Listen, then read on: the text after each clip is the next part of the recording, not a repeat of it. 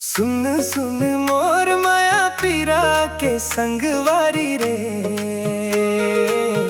आजा नैना तीर आजा रे। मैना तही मोर मैना के तोर बिन खाली जिंदगी के पिंजरा, मोर सपना के सुनना है फुलवारी रे,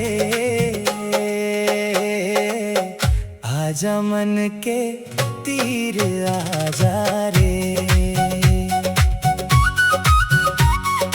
राजा तही मोर राजा बना के तो लाखी में लगा लेव कजरा, मैं तो बने हव राधा ते बनवारी रे, आजा जमुना तीर आजा रे।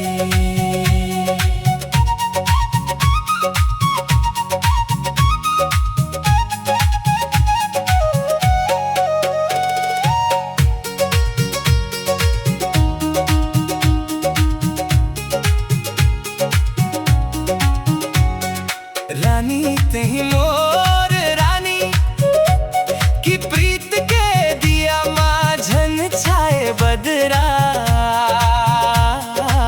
नित भर रस पिचकारी रे संगवारी रे, आजा जियरा तीर आजा रे।